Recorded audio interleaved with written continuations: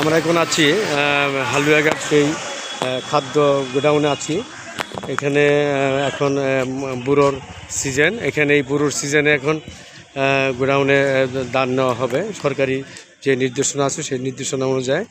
এবং এখানে অতিরিক্ত টাকা প্রতি কার্ডে 5,000 4,000 করে টাকা নিচ্ছে। এটা এখানে এই টাকা নিচ্ছে এবং এটা ওসিএলএসডির অনুমতিক্রমে টাকাটা নিচ্ছে। এটা সাধারণ কৃষকদেরকে ভোগান্তি হচ্ছে। এখানে সাধারণ কৃষকরা এখানে ওরা ভোগান্তিতে পড়েছে।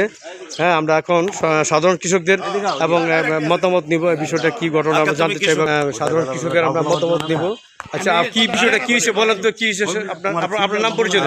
আমার নাম মোহাম্মদ সাজ্জাদ হোসেন। আমি ধান দেওয়ার জন্য আবেদন করার পরে আমার 8টা নাম আসছে।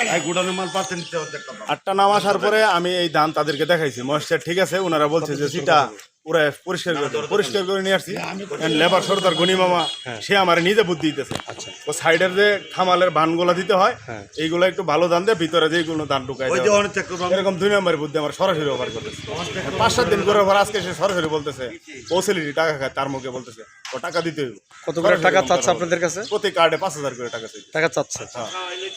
আবার বলছে যে ইয়া করেন আপনি এই ভিতরের ধান ঢুকাই দিয়ে দেবো 2 নম্বর সাইডের বানের ধানগুলা খামালের ভালো 2 নম্বর ধান ঠিক আছে প্রতি কার্ড। এই কথা যদি কয়ে থাকি আমি উমরা করে আসছি, আমি জীবনে তারা 2 জনের কাছে 4 করে পেয়েছি না।